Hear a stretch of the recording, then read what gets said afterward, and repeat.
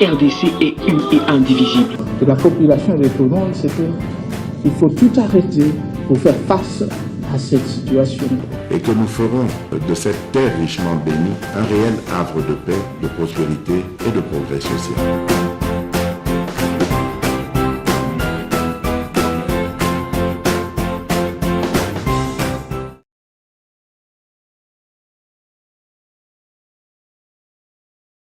Très bien, merci beaucoup. Réel plaisir de vous retrouver ce matin devant vos petits postes téléviseurs, messieurs et dames. Bonjour et bienvenue à Balandignon sur Bossolo Télévision. Bossolo na politique qui reste la seule émission qui a une audience très très populaire.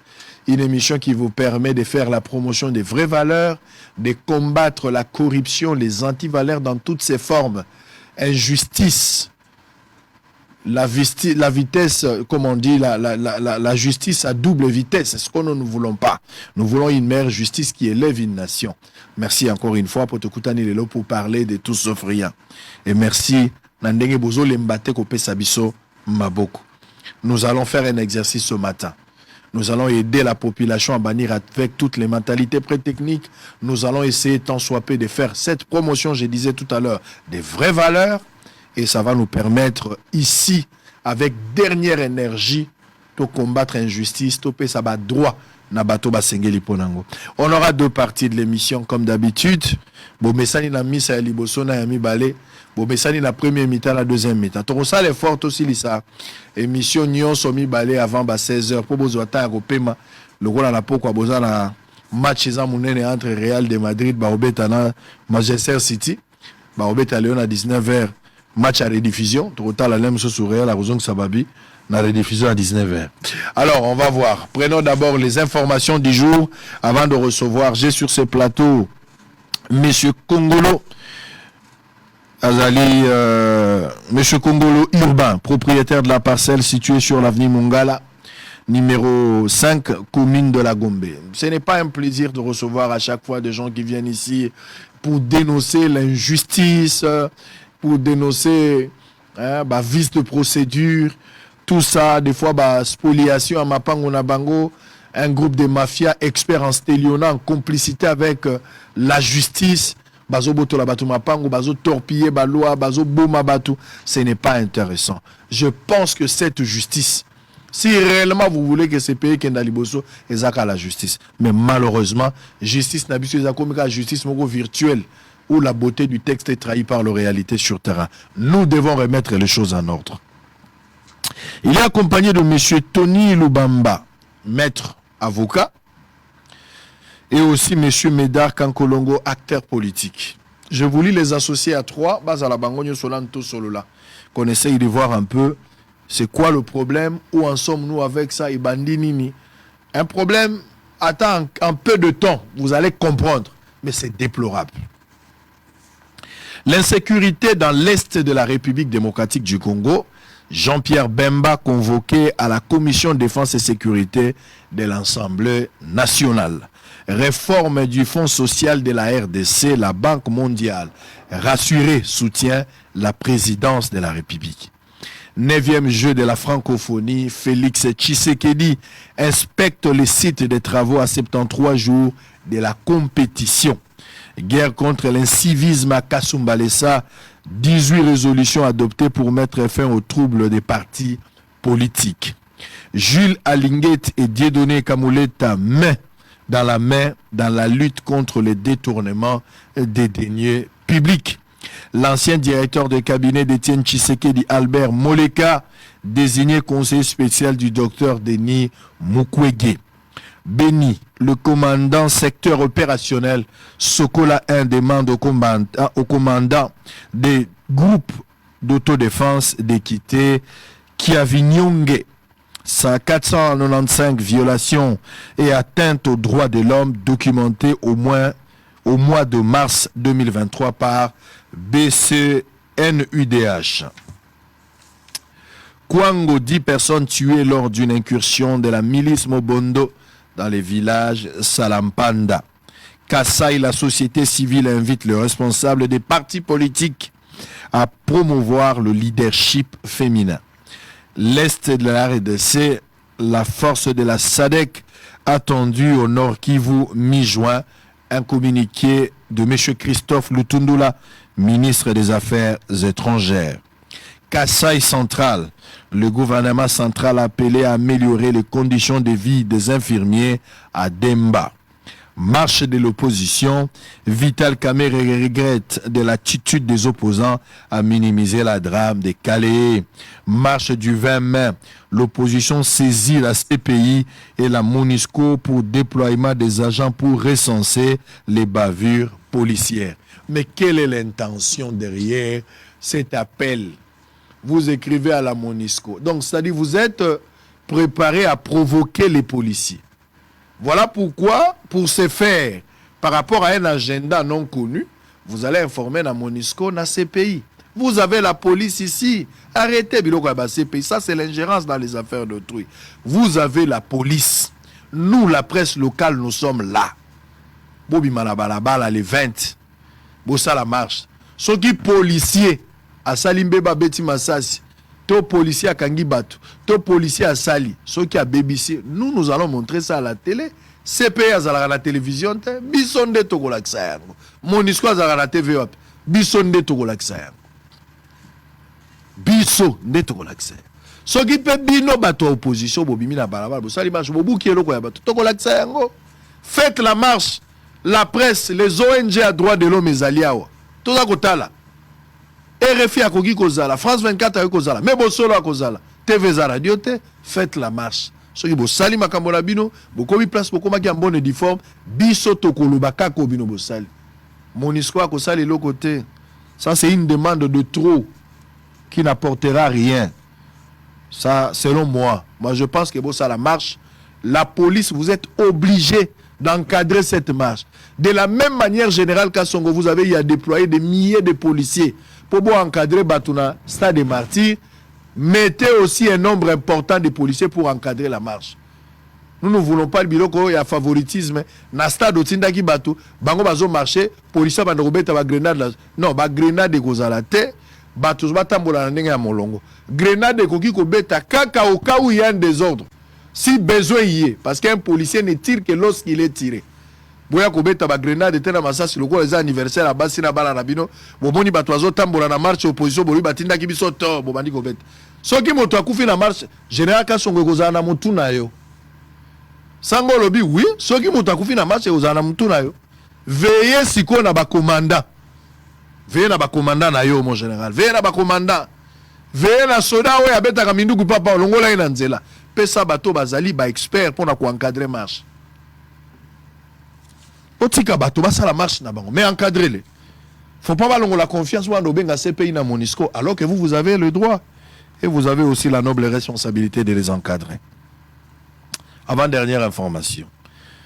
Musique, Lambio est décédé suite à une crise cardiaque dans la commune de Matete. Que son âme repose en paix. Je l'ai connu personnellement. Mais il est parti. Une fois, il était malade. J'étais encore à l'hôpital alors que je travaillais à l'hôpital général de référence de Matete. Lambio un jour était malade, est venu là-bas, on l'a vu. Il était même hospitalisé. Nous l'avons assisté pendant un moment et il était sorti. Nazamo la Matete, c'est quelqu'un que je connaissais de proche, mais Dieu a décidé autrement. Que son nom soit loué, que ton âme repose en paix. Rosmo Tombo, interpellé au Sénat pour répondre à la question sur la politique générale de l'administration de la justice.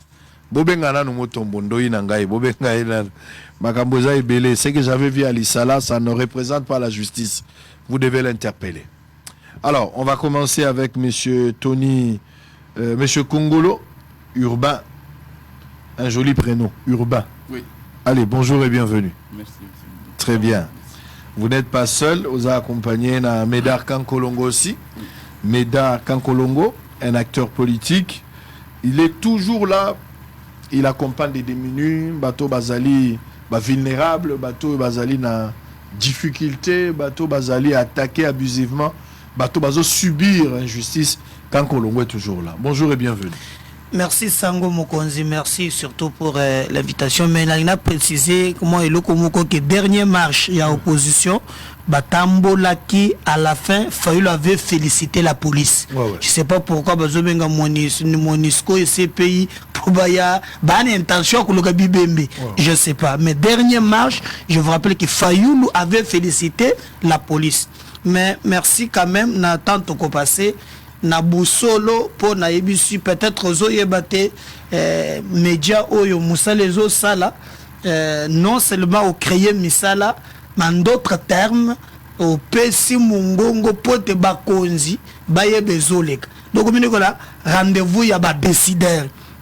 Et monsieur Sokotologue qui a pour le pango, il y a poulet chaud, na Ebisu, et ça grave.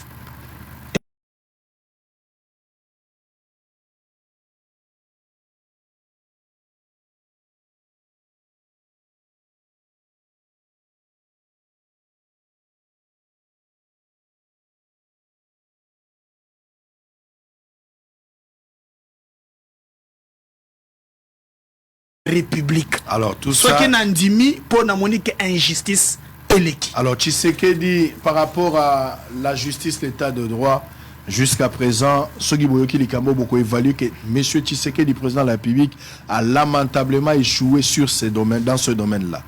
Sur cette question de l'état de droit, ce que nous voyons comme injustice, c'est inadmissible. Inadmissible. Parce que bazo rendre barré. Bakotia ba arrêter na bango ba signer yango papa les arrêter ba rendre Dagamingi bosolo na politique. Très bien. Alors on va commencer l'isolo ezali bozolo na biso fongola litoy. Où est la première partie? Deuxième partie, on va revenir avec le professeur que vous avez beaucoup réclamé, le professeur Freddy Fouambalonga, ou Azali, expert en relations internationales, professeur des universités. Il y a une deuxième partie pour parler des relations internationales. Parce que tout ça a un rôle important sur le plan pédagogique, qui a co-informer, co-instruire en même temps. Alors, on va commencer avec M. Kongolo Urbain. Bosolo, ndenge ndeko medar à lobby, Ezali, Esika Mongongo, Ezamakasi. Ceux qui te lobby, Batouako Koyoka. Normalement natan oyo zaki mutu okoko vana na ndaku soki ozoke musala ko sala okozala na occupation no mususu mais on ndimi ko ya bosolo eloko nini ememi on na bosolo na kokata yote pour yondo yebi problème ou expliquer problème ememi na bosolo ko kenda lango molai mingi te tikala na essentiel pour bato ba comprendre ce qui aussi ici maître akoya ko intervenir na partie juridique ou judiciaire pour na ko sa forme et la démarche ko la qui s'appelle là où makambo biaisé. Et puis Médard quand Kolongo a un côté politique pour la couper sa paix mbela ba politique ndenge bazo kotia difficulté na processus ya justice et que na ndenge ya molongo ezali ozala malobe pa na yo sango merci mingi ndenge na ozuinga lelo bana na ngai bango nyoso wana poto baza kolela balobi il faut okome pas sango merci puisque sango aza kolobela bino ba sans voix. Aza seulement son pot à favoriser Félix. Azo bon naïbu assis. Puisque yo côté la bantoyo, aza seulement pété. Yango na lobaki, balobaki, il faut n'associer Médard Kankolongo. Puisque bango balanda kaye. Yango na pèse merci mingi. Merci papa. Dengo ya bibiso. Aliboso, Ngaye Nazali, on est au troisième âge.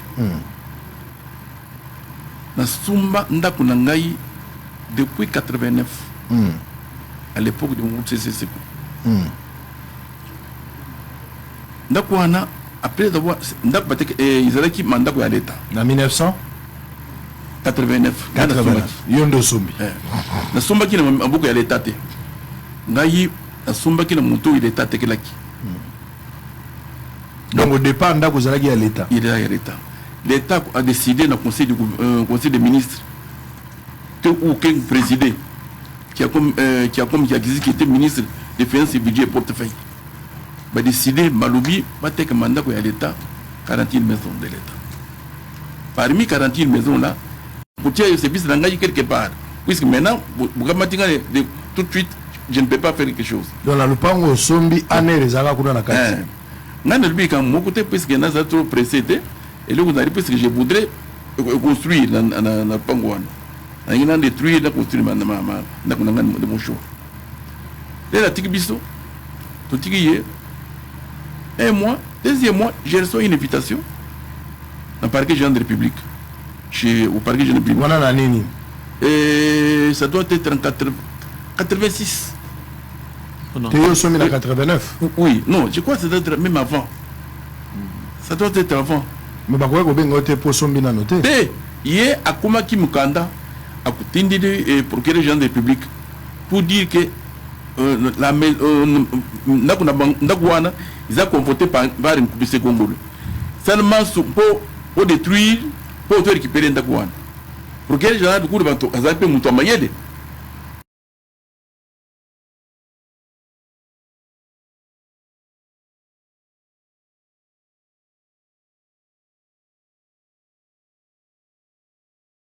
Barvité, pourquoi ça qu'on va fondre pam pam? Maître, s'il y aura des choses à corriger, vous allez corriger. Il n'y a pas de problème. Quand il va avancer, vous avez le temps. Quand le procureur général a dit que non, il est dans ce cas-là, Kende, au fond de la tribunal civil, aux jugement pour le déguépissement. Comme ça, moi, je vais le faire partir. Ça dit, j'ai posé la question par rapport à l'année, parce qu'au sommet, en 89, Bako convoqué en 86. Tu vois, il y a peut-être qu'il y en a 6. 96, tous ces services concernés. 96. Tout saisir, libérer. C'est à ce moment, il y a un peu. Je comprends. Il ne pas progrès général. Progrès général a examiné 40%. 40%. On a coupé sur 40%. On a coupé sur 40%. Bon, avocat n'a pas 30%. Bon. Les amis qui m'ont aussi aidé à couper 10%. Bon, on a côté combien? Il y en a 10. Natik, Naboui, la limité, vous avez bon côté. Mugolo wana zaki, mugolo na kuko ta vie mbona kena Belgique. Na sali testo, na tinde ministre ya finance, YAV. Na communiqué que mais yo président ati yo na journée finance pour au bon sama finance, tu go matom comme que c'est un biso bon. Mais tu déjà signé. Avec Bengan m'a 17h. Oh non, au cours de mon dans une semaine. Le dimanche prochain, nous allons voir. Alors, lundi, tu as un bureau d'Angaï, va arranger ma caméra. Lundi, nous avons vu à la Ningaï, à la Mingaïté, après une seconde montagne de Moussous. Après, nous avons vu en définitive, il faut apprendre que à 5 ans, nous avons Kadev. Pour Afuta, il faut Kadev va payer sa cour.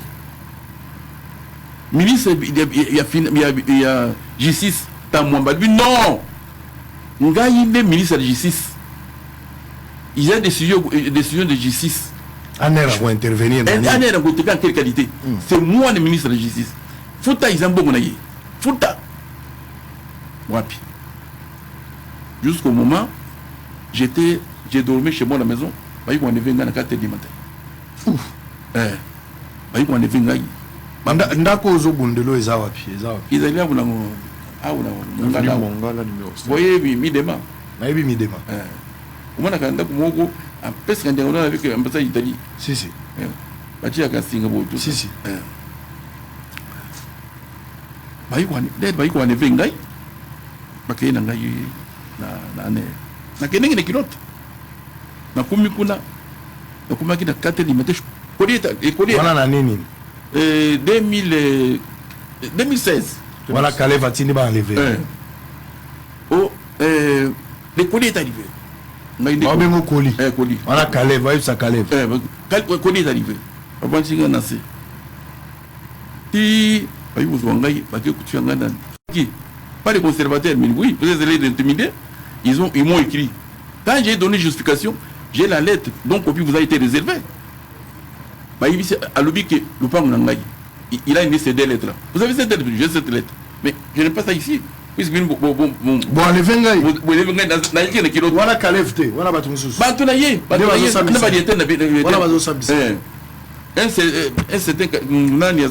Calef, place aux zones d'émission, mon frère. Talamuto, on allait voir à la 4h à Zalia. Au Talakaye. Place aux ananda kuna mwasi na bana tala souvenir à moto alevaka 3e âge talaka ye kale fongola miso talaka moto alevaka moto nyokola ka soki lola il faut beaucoup ta na lola tala ye place azalia nde ba avocat na ngai ko partout ba yibe o akende ki kuna po luka ngai mon akuti ko mona ngai te. Un certain moment 6 jours après nde ba yiko ko permettre yeke nazali na ne komi kuna basami singa pour la deuxième fois. Cette fois-là il était de mes côtés. Mais PV wana o ta sami saka wana itika ko na parquet. Mais quand le premier jour wana nde ko na parquet. Les 6 les 16 je crois que les 19 ou quelque c'était les 19 ou les 20 le procureur général me pose la question, est-ce que ça c'est la scientifique qui a comme moi je dis mais c'est pour les gens, comment vous êtes arrivé ici personne qui peut contester cette scientifique qui a comme, mais qui a comme est vivant, c'est qui a comme celle qui peut contester cette scientifique, ce n'est pas moi, mais même vous, comment vous êtes arrivé jusqu'au niveau des parquets de public. Oh, mon cher, vous avez raison, vous même pas pour forcer la bise. Vous avez raison. Voilà, Nani. Moulampo. Avocat Jean Moulampo. Vous avez raison, mais qu'est-ce que vous voulez? Vous avez forcer puisque oui, Bakatangi n'est pas allé. Allez, non, vous êtes magistrat. Prenez vos responsabilités. Allez, allez-y voir, restez un peu là-bas. Pendant que je reste là-bas, mandat d'arrêt provisoire a été signé directement dans ma carte. Parti dans ma carte. Dans ma carte, on a 1 mois et demi ou un peu plus de mois. Vous avez mis la kilote dans 4 heures. Mais, l'avocat Bassali me porte, qui est le tribunal. Au premier degré, ils ont déjà enregistré. Oh non, on confirme. Tout ça l'appel. Les trucs une grande instance, ma machine grande instance, non, à ça que ça n'y a. Et le Kouni n'a sali. Et le Kouni n'a sali. Ma personne a liberté provisoire. Et ma liberté provisoire. Ma invité, malgré que j'avais déjà premier jugement à l'époque de Moutou. Premier jugement, ils allaient à une élection. Deuxième jugement à l'époque de Kabila, fils, ils ont on m'a jamais quitté, sauf à l'époque là des familles Kadebra. Ma cueilli, ma caméra dossier, pas fixé la cour d'appel. La cour d'appel, tu cueillis kuna. La cour d'appel, Baloubi, et c'est qu'on n'a rien fait. On m'a quitté, le jugement Yango. La cour d'appel Yango. Nzamba Bundeli innocent. On m'a quitté. Ma cour quitté kakete. Passer l'appel. Le ministère de la Justice, ça c'est l'appel. Le parquet général, ça c'est l'appel. Ma cueilli la cour de cassation. Tu combien de cour de cassation? Dans l'ondigo. Arrêt à cour de cassation. Arrêt à cour de cassation. Tu vas dire, tu peux pas dire que tu vas bon na komi mikanda, avocat na komi mikanda, komi ministre de la Justice. À l'obi, si il n'y a plus d'obstacle. Pourquoi nous avons fait un bon client à l'angaïté? Ministre de la Justice a zongé mon balu. Non. Et là, pour le empêcher. On veut les ministres de la justice nani wana mutombo moi sur mama ya rose mutombo akumi mutombo baba mutombo wa nani chacun oui mutombo akumi mutombo mukandi yango il est 10 septembre 2021 à reconnaître tout wana mutombo et oui reconnaître alobi biloko nyonso banda kokisa obstacle na sala d'ailleurs na sengi paputa yo mbongo na yo kuna na budget. OK. Mais une semaine après ou 2 semaines après, une bombe tombe. Cette fois-ci, il m'a pas réservé copie. Enquête mini. Mukando na zui yango na budget. O mutombo litswa komi. Akoum Mukanda Boumilinga. Alors, non, vous allez au numéro, votre maison c'était numéro 5, ici on parle de numéro 7. Mboyi, mais, Olobi Makamumi Balé, na autant que la bino confusion à balette. Na Mukanda Oyo, Ndoyi, Ndoya Mama Nanga comme na Rose, Ntumba. Rose Ntumba. Asa de côté Rose na Muto. Mama Nanga Rose. Na yemo sikoyo Muto. Sikoyo ozala ndoyi nanga na mutombo za pe ndoyi ya mama. Mais le journaliste n'a pas d'amis. Kozala ndoyi ya mama na ndoyi ya sango esa eloko te. Awe za musala. Comme ça les infractions. Maman la ministre. Tirala tangela makambo yo komaki. Yondo komaki. A Maître Tony nde avandia bakomeli. Lubamba Mutamba. Accusé de réception objet. Créance de M. Kongolongo sur l'État congolais relative à l'occupation illégale par le service de l'ANER. Donc, on doit reconnaître que l'ANER occupe illégalement le Pangonaï. Ça vaut lobby illégalement, oui, monsieur. C'était plus sur la lettre. Maître, j'ai l'honneur d'accuser réception de votre lettre référencée. Ça s'étendait bar CAB bar LM 07 2021 de 15 juillet 2021 et ses annexes toutes relatives à l'objet repris en concerne. L'examen de votre précité appel pour ma part des observations ci-après. Suite aux décisions de justice sous RP 95 de la Cour d'appel de Kinshasa Matete, RPASA 36 de la Cour de cassation, RC 66 463 et RC 99 116 du tribunal des grandes instances de Kinshasa Gombe, les droits concessionnaires sur la parcelle 6 sur l'avenue Mongala numéro 5 dans la commune de la Gombe est consolidé en faveur de votre client. Les indemnités d'occupation de la dite parcelle ont été ordonnées suivant ma lettre numéro 1167 bar EMA bar 188 bar LN CAB bar ministre bar JEGS 2013 exécuté partiellement par le vice-premier ministre, ministre du budget, comme l'atteste la lettre numéro 053 CAB bar VPM ministre budget bar CCT MD KD 2012 puis gelé pour l'existence d'obstacles au paiement de votre créance du fait des procédures pénales dont les décisions si haut évoquées viennent d'élever. Pour ma lettre, après ma précision du 30 juillet 2021, j'ai demandé à mon collègue du budget de liquider en partie la créance de votre client à la hauteur des $350 000 américains. En considération ce qui précède, envie de me permettre de donner la suite qui convient à la demande de libération de l'Agence nationale des renseignements de l'immeuble précité, j'ai demandé à l'inspecteur général de services judiciaires et pénitentiaires d'examiner les dossiers irrélatifs et me faire des propositions. Par ailleurs, quant à la créance de votre client, il revient à monsieur le ministre d'État, ministre du budget, qui me lit en copie d'entrevoir la possibilité de liquider une partie de cette créance comme il en a fait par le passé. Veuillez agréer monsieur, mettre l'assurance de ma parfaite considération pour la ministre d'État, ministre de la Justice et garde des Sceaux à mission, Amato Bayumba Sire Mirindi, vice-ministre. Donc, ici, Rose a signé à travers délégué Naïe. Vice-ministre. Vice-ministre. Si vous avez bakomi mukanda mususu o bakomi ba réserver copie ba pesi.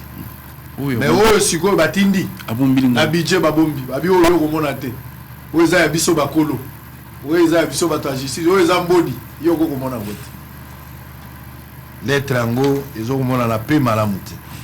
Mais c'est grave. Parle-moi du contenu parce que je vois il vous souviendra par une lettre machin je vois ici.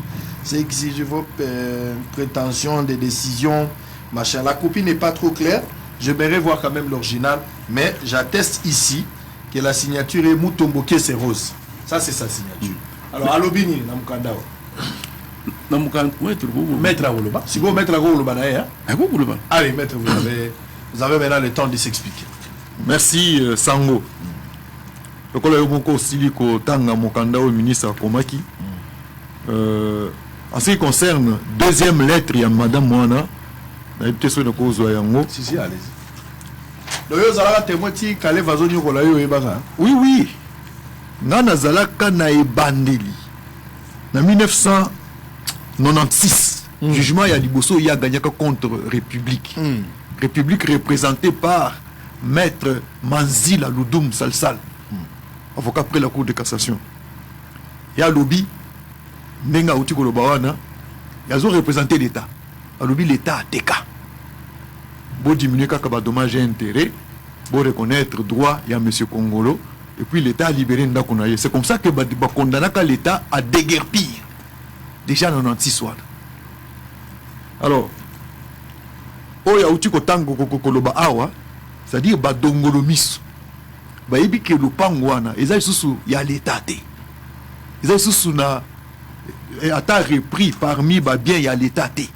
Eza pe géré te par le ministère de l'urbanisme et habitat te. Balingi sikoyo bakanga ye babotola ye lupango wana ekoma ya bango parce que eza ya l'état te. Nde cop oyo elekaka entre Kalev na Yav. Moni ba enlever ye. Alors baluki siko ma façon nyonso bakoki kokosela ye makambo nde bazongeli siko likambo etali arrêté wana mais arrêté eza ya lokuta. Ya lui mais eza arrêté ya solo. Siko tango abimi ba pesi liberté provisoire avant même basambisa ye na komeli secrétaire général ya urbanisme et habitat na biyebisa biso arrêté o eza ya solo bien ya lokuta o pesa pe biso copie certifiée abi eza ya solo apesi nga pe akomeli nga réponse na ye apesi na copie certifiée conforme ya arrêté wana to présenter yango na magistrat instructeur to oui mais likambo bakangelaki ye yango sikoyo classé dossier sans suite ba classé dossier sans suite quand ndinga utio le wana que non omoni bazo tindika biso ba fixer dossier kuna ba pesi raison na niveau ya cassation tant que en appel parce que premier degré il cours d'appel et à matete na niveau ya cassation on a même invité le secrétaire général ya urbanisme et habitat ba poser une question oui mais yebisa biso lupango yo eza ya nani abi premièrement na koyebisa bino que lupango yo eza ya l'état te parce que biso to tikala ko gérer lupango wana te remise et reprise to salaka na ministère du portefeuille kala yango ezoloba que na 1984 lupango wana était kamaka batekela kanga yango monsieur Moussa Santou Kadima.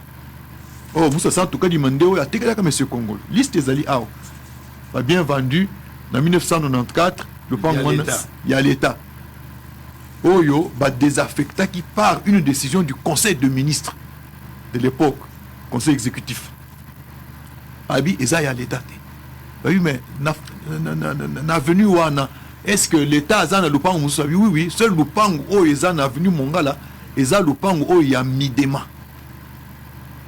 Alors sikoyo eloko ekamusi biso pendant que justice esi kati makambo même o baluki ke ba contester ba jugement civil o yese pesa qui raison ba ke na pénal pe ba pesa raison ba quitter ye. Comment madame Rose Mutombo a que nesiko comme deuxième lettre de oyo lo tikoloba alobi monsieur Congolo fonde ses prétentions sur ces décisions ainsi de suite lesquelles reconnaissent ses droits sur l'immeuble si avenue Mongala numéro 5 dans la commune de la Gombe. Alors à l'Obisiko, il ressort des différents rapports de services que l'on m'a fait parvenir que cette structure de l'État, c'est-à-dire l'ANR, est établie sur la même avenue au numéro 7 et depuis l'époque coloniale. Donc, Alingui a créé confusion sur le numéro. Il y a parcelle, numéro police. Il y a parcelle. Numéro police à parcelle les années. Numéro 5. C'est-à-dire, si je comprends ici, l'esprit de Kalev, l'esprit de Yav, Batou Bazate, mais leur esprit continue à travailler. Oui. Continue à travailler.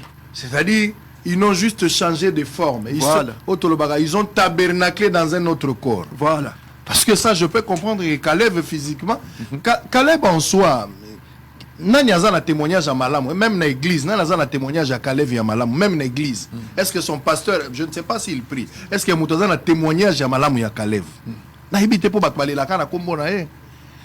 Kalev, Yav sont partis, mais tu comprends que on va tenir Babou la tato le pan. Mais ils ont été mis en difficulté. Nazo kata te mettre zo continuer. Manœuvre ne salamaki. Po eloko tindinga na kota eza passe. Na senga ki pe papa pe sanga dossier. Awa po na koluka lukuta ya ko changer numéro 5 7 affaire foncière et 4. Alobi botika ko créer embrouillement.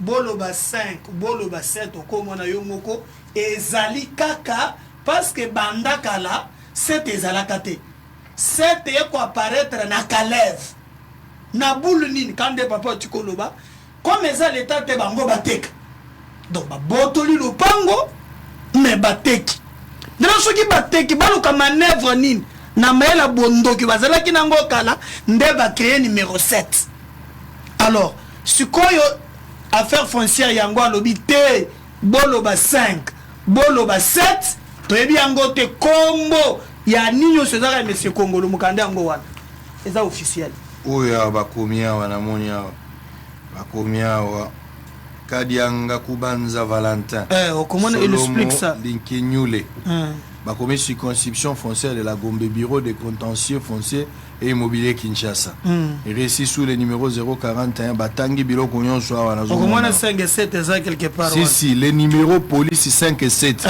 de l'avenue de la Mongala dans la commune de la Gombe correspondent respectivement au numéro 7193 et 213 du plan cadastral de la commune de la Gombe. Les noms des propriétaires de ces fonds se relèvent d'après les fiches d'intervention du domaine foncier comme étant M. Kongolo Iben. Donc, mon col pango yebani n'a fait foncier à 4. Donc 5 il a pas ça précision. 5 la demande du parquet général. Oh là là. Donc 5 na 7 oyo nde bangi balo bagé non c'est que 5 eza le pango mususu 7 eza mususu. Ça dit il y a toujours ça Dieu ne manque pas de témoins. Alors bakati sikoyo Dieu ne manque pas de témoins. Tina fait foncière bandimi balobi mokolo lupango yeo même ba témoin mabanga igangi balaxi mokolo lupango malgré manœuvre ya Kalev na Kaya na ya trago continuer na pesa ka précision. C'est-à-dire d'après cette précision en ce qui concerne le document M. Médard à la Kissuana, c'est-à-dire pendant que bakangi nde temps balinga ba créer confusion sikoyo magistrat instructeur Molampo a sali réquisition d'informations à tindeli conservateur nde conservateur sikoyo ayanoli ndengwana alobi lupango wana numéro 5 wana eza ya monsieur Kongolo apesi na numéro cadastral pe azo préciser même certificat d'enregistrement ya monsieur Kongolo na kati ya mukanda wana donc likambo wana ekatani sikoyo tango ye sikoyo azo fixer dossier po ba continuer ko poursuivre ye a fixer dossier alobi lisusu likambo wana ya 5 na 7 te lo ndenge nini ye Rose Mutombo kende ko bimisa likambo wango alors que batunaki na secrétaire général ya urbanisme et habitat balobi est-ce que l'état a le pango moko numéro 7 na avenue en habité. Donc ici je comprends Joseph Kabila ne connaissait rien de ces dossiers. Kabila yebaki na yango. Donc Kalev Naya vangi babeta mondoki babeta mbodi ba récupérer lelo Tshisekedi ayebini mambo yote Rose Mutombo azolamba kaka Tshisekedi pa yebi na koyi kolobake allez yango dans une certaine mesure parce que tolobeli ba démarche administrative te banda époque wana ezala na présidence ya chef de l'état Mobutu tozana mikanda awa ya ba conseiller na ye même ba directeur de cabinet lelo donc na époque il y a Kabila tozana ba lettre ya ba Luzolo Bambi awa même Gustave oui même Gustave Beyasiku oui okoki komona ba lettre yango oyo eza par exemple ya Luzolo Bambi one lettre ya Luzolo Bambi alors tozana ba lettre na bango nyonso sous nani président Tshisekedi awa sima ya makambo nyonso wana bakangie ba libérer ye tout ça tant le président Tshisekedi aye to komeli pe parce que ANER c'est un service de l'État sans personnalité juridique attaché à la présidence de la République. Alors ils ont dépendre aussi en quelque sorte d'un conseiller principal du chef de l'État en matière de sécurité et tout ça. To komela directeur de cabinet, chef de l'État à l'époque où oui, to komela chef de l'État.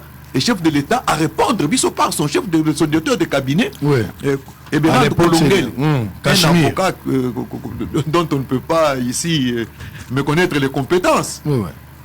Kolongel a Zolobake sur instruction de la haute hiérarchie à Komeli Aner, à Komeli P ministre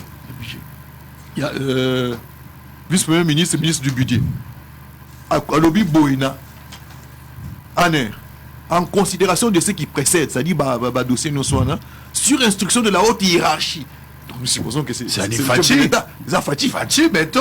Je vous transmets en annexe le dossier relatif à l'objet mieux spécifié en concerne, en vous demandant de prendre les dispositions utiles pour son dénouement au mieux des intérêts des parties en présence et lui en faire rapport. On a Akomeli, vice-ministre du budget. Deuxième lettre, Ezaliawa, Akomeli Aner. On a Eberand. Kolongele Cachemire.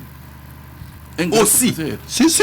En l'absence des éléments contraires, sur instruction de la haute hiérarchie, au nom de qui les décisions de justice sont exécutées, je vous demande d'accomplir promptement l'ensemble des diligences qui permettront aux citoyens prénommés de recouvrer la pleine jouissance de son immeuble en exécution des décisions judiciaires si haut rappelées. Donc, Baboudé président. Baboudé président. Donc, dans la minute où Rose Mutomboiseau boudé président. Boudé Fachi. Rose Mutombo. Oui. Est-ce qu'à l'époque de Mobutu, ça pouvait se faire? Alors, même Kabila ici. Donc, n'est-ce pas ce qui problème où ils ont télé ma place aux Ali? Rose Mutomboiseau, ça fait que ça l'angé l'autre. Ah oui. C'est ça le problème. Boudé Fachi. Alors que Nyoswaneza en violation flagrante des dispositions de la Constitution. Article 34 de la Constitution est que la propriété privée est sacrée.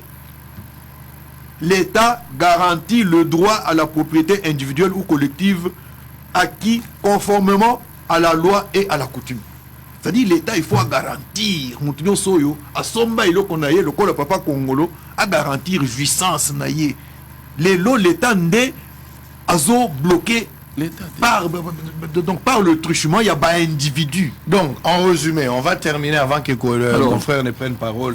Papa Zoa et puis Maître Aoussou, ça est comme ça, il y a Roya au Salagnos. Maître, Sango, tout ça, quand même, le Premier ministre, où est-ce le pouvoir si vous bis, tout communier, tout là qui se déposer aussi mon bim. Premier ministre, a communié Moutombo, Rose Moutombo, Moutombo, Aboy Koutostiam, Mugandi Amoy. Nasa Makumeli. Akomini a yukuto siamute. Ah, mamwendo wacha bwaje ndege lani ndala panshi. Yangoyo.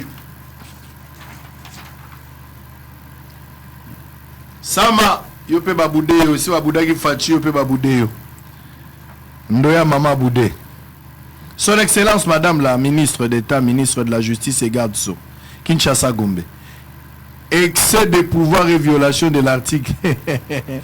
Ozoka sama nenga betio. Oyi sama nenga bibisi mbodi. Aibisi Rose Mutombo. Ozana excès de pouvoir. Na violation de l'article 151 de la Constitution. Accusé de réception.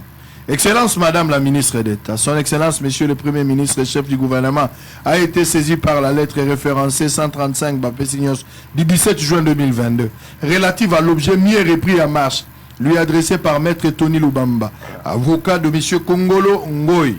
Et donc copie vous a été réservée. Des éléments présentés à Son Excellence Monsieur le Premier Ministre, Chef du gouvernement, il appelle que Monsieur Kongolo Ngoy est propriétaire de l'immeuble situé sur l'avenue Mongala numéro 5, portant le numéro 7193 du plan cadastral, lequel est occupé ce jour par l'Agence nationale de renseignement ANER, ainsi.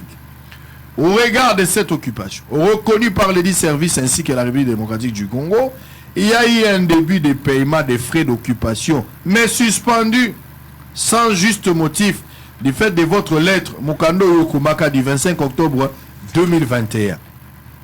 Face à cette suspension, Son Excellence Monsieur le Premier Ministre, chef du gouvernement Sama Lukonde, souhaite être éclairé quant à ces et vous demande s'il est cher de dénouer cette situation au cas où aucun motif légal ne justifierait la dite suspension, afin de permettre aux propriétaires du sudit immeuble de jouir de son bien. Veuillez agréer, Excellence Madame la Ministre d'État, expression de ma considération pour le directeur de cabinet en mission, Valérie Moukassa Mouanabouté, conseiller principal chargé des questions administratives, juridiques et diplomatiques. Sama a répondu. Sama a répondu. Nyonsoyo, Fachi, Nzete Amoubesu, Rose Moutoum, Aboudeye. Oyo, Premier ministre, Nzete Akokauka Mouke, mais Maï Mouandamou Nakatieza, Baboudeye. Oh nani président de l'Assemblée nationale. Baboudé Mbosso. Il y a le 20 dans le mois de mars ici. Maman Aboudé Sumbosso. Aboudé Mbosso. Ngala Bouda Fachi, na Bouda Sama. Voilà ça na oni Mbosso. Yoga nenge Baboudé Mbosso. Doléance de M. Kongolo Ngoyi Urbain sur la jouissance de son immeuble. Numéro 5 sur l'avenue La Mongala Kinshasa Gombe. Madame la ministre, par sa lettre de référencée par papa 1er novembre 2022, Maître Tony Lubamba, maître au commun. Oh là là, merci beaucoup, félicitations. Mutumba, avocat conseil du Kongolo Ngoyi, m'a saisi pour solliciter mon intervention pour permettre à ces derniers de recouvrer la jouissance de son immeuble mieux identifié en marche. À l'été de sa requête, avocat précité a produit une série de décisions de justice rendues tant au pénal qu'au civil, toutes coulées en force de choses jugées et confirmant les droits de jouissance du sieur Kongolo Ngoyi urbain sur l'immeuble litigieux. Il m'a également fait part de votre opposition à l'exécution des 10 décisions. Dès l'examen des pièces du dossier dans mes services, il s'est dégagé qu'à ce stade, les 10 décisions ont déjà acquis l'autorité de la chose jugée et sont donc exécutoires. Ainsi, en vertu des dispositions de l'article 151, Kakao Mbosso Alobaki, Nani Samalobaki, alinéa 1er et 2e de la Constitution, je suis d'avis qu'il y a lieu de laisser la justice poursuivre son cours normal. Veuillez croire, Madame la ministre, en l'assurance à ma parfaite considération, Mbosso Nkrodia Mpouang Christophe, Baboudepe président. Attends, pas la motion. Mais c'est grave. Oui. Puisque Mbosso, Baboudé président, Baboudé premier ministre, Baboudé yo. Baboudé coup de tête. Bongo benga maman wana te pona nini. Po boyo kaye. A expliqué bino na français, boyo kaye. Azolo banini. Pourquoi azobo ya ko exécuter? Eza libanais te.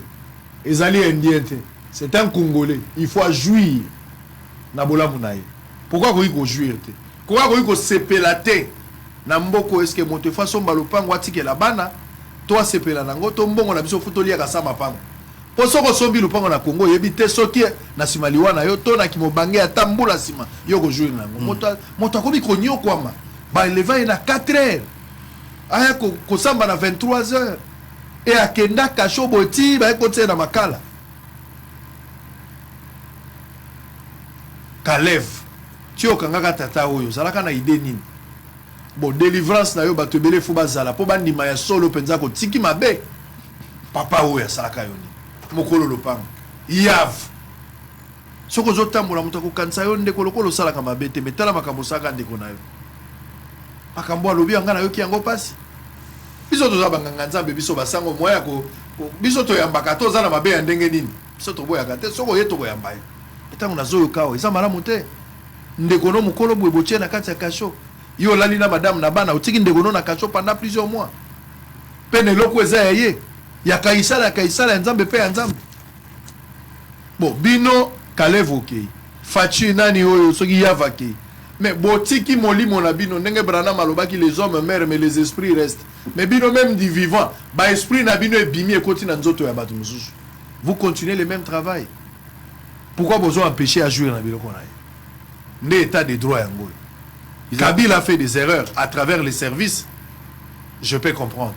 Mais il fallait arrêter cette hémorragie avec l'état de droit. Yo maman ya justice. Moboko esengeli élever une nation. Okoki ko pesa sa solution na makambo yote. Ntamwe mwamba o tolobelaka mabe awa. Azamutu. Mwamba wa mama. Mwamba wetu baswa babintu bapelanga nywa baswaso. Vous pouvez parler à mal de Tamwe Mwamba, mais il a été quand même honnête dans ces dossiers. Même à Moutipa. Même Nzambe na nzota serpent, monaka webi ke Nzambe alobelaka serpent makam. Mais alobi soyez prudent comme un serpent. Kuti ata qualité ya malamu. Nde Tamwe Mwamba. Ata mabe ko kozala tosala ka to kansaka Tamwe Mwamba. Nenga avion ekweyaka. O babetaka masasi otango azalaka rebelle. Et moi eloko ya malamu yango, moi qualité positive. Ça fait mal hein. Banani bazo bomela fachi état de droit. Maman ya justice. Vous en avez mettre au succès. D'ailleurs, Sango, so tali oyebi na mitunaka kibomoto otozalaka nango Oui, quand le président de la République a commis, à lobby, a humaniser le service. Ou via ba document oyotali. Ba problème ils a belé. Ba soboto la kabato ba mapangu, ba silence. Moi j'ai pris l'option na mungongo na ngai banko esila. Et puis moi j'ai posé la question à monsieur Urbain tant sur la kinaye. Est-ce que bakoki kozala na problème particulier na ministre de la justice? Parce que il y a azo censé qu'on respecte Mibeko. Et d'ailleurs, Mibeko est péquisier à s'interférer dans la décision. Oh, bazui. Nathalie, tous les documents je ne vois pas comment. Moto la ta droit. Bapé Satan de tangi mi tout maman ndunda moko boye. Atenka ndunda mama ye. Tala muganda tel. Mais bazo bloquer bon. Maintenant, imaginez ni bazo toucher. Nani a ko répondre na makambu ya justice. C'est le président de la République. Moutomboiselle au suffrage direct a nommé. C'est le président qui paie le prix. Yango mona kake jugement baranda kango na kombo na ye. Alors, elle travaille pour le président ou contre le président. Et comment aussi cabinet ya président de la République est commis. Tomoni, citoyen Mbosso a commis. Premier ministre a commis. Nous demandons na moya lelo. Pombongo nezambongo ya commerce na yate.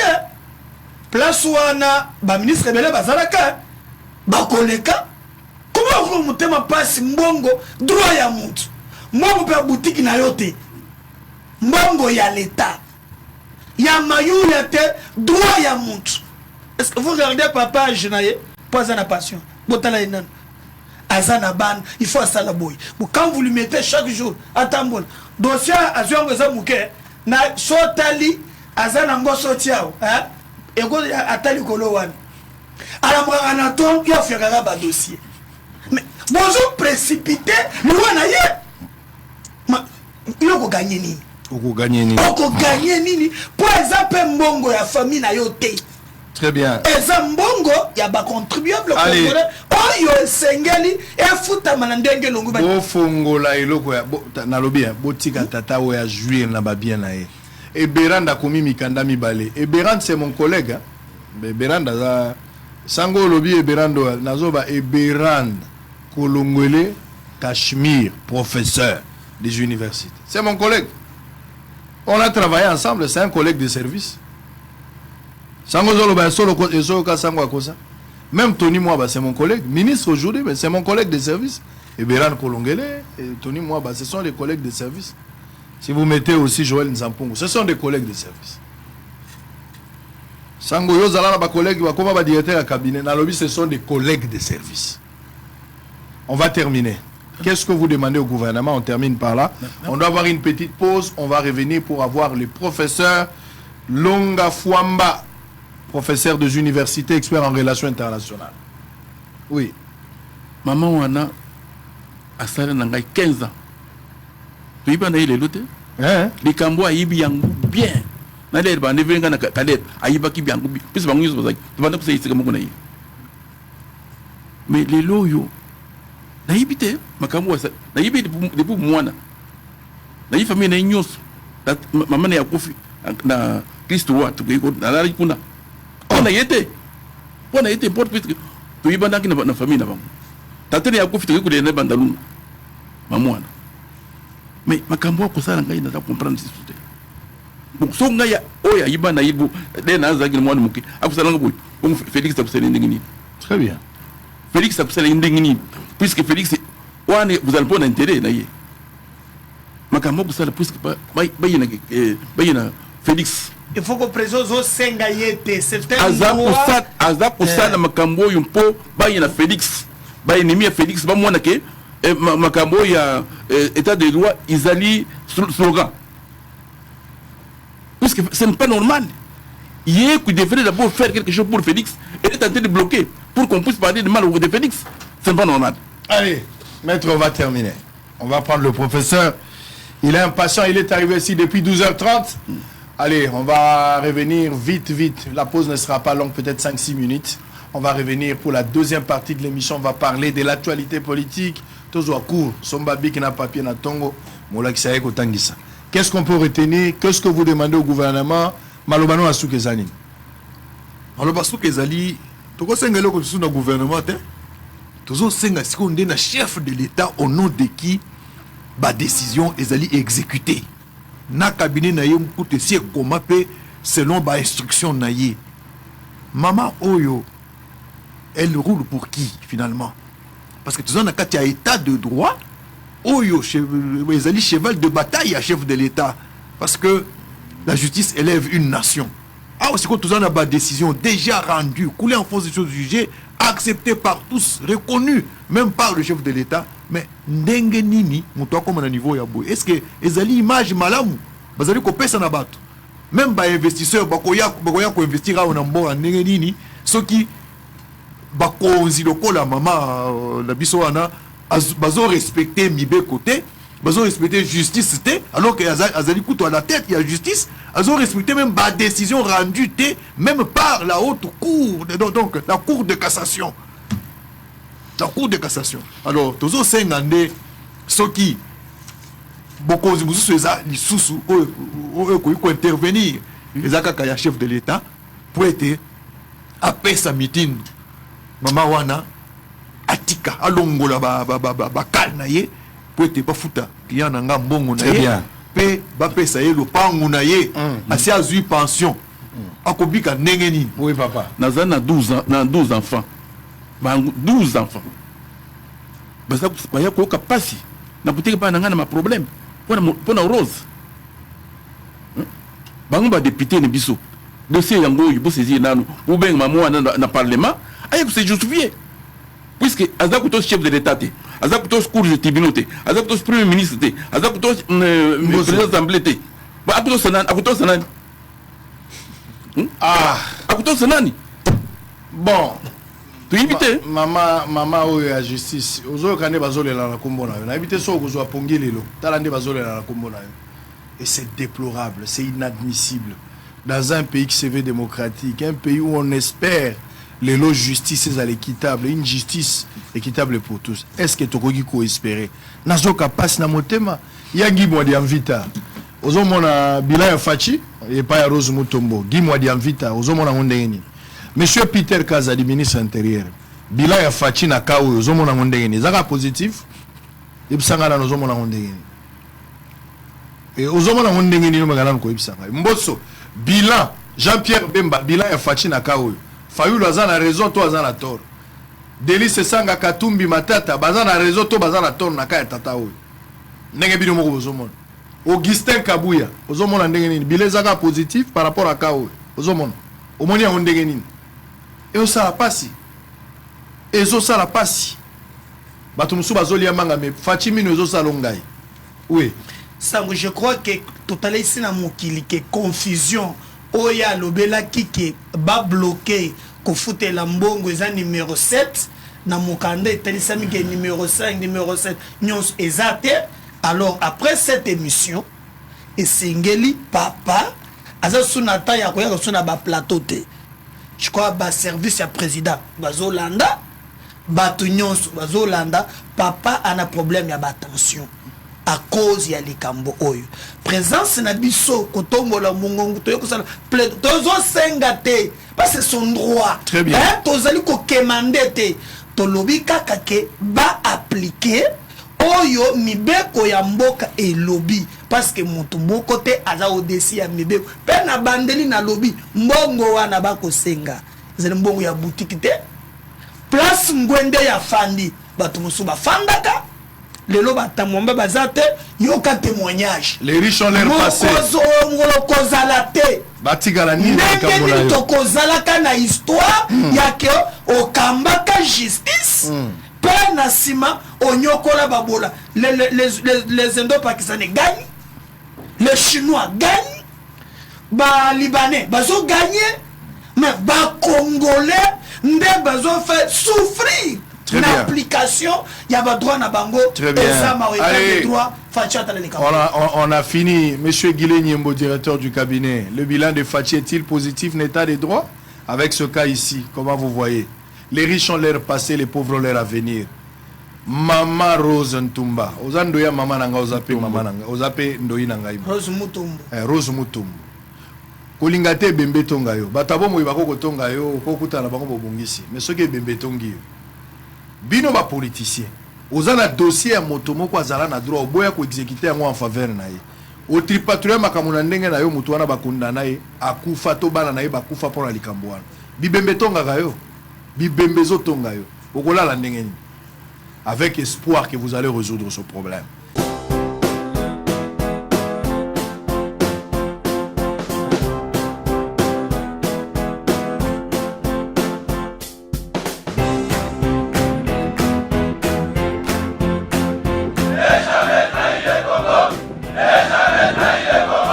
La RDC est une et indivisible. Que la population répondante, c'est qu'il faut tout arrêter pour faire face à cette situation. Et que nous ferons de cette terre richement bénie un réel havre de paix, de prospérité et de progrès social.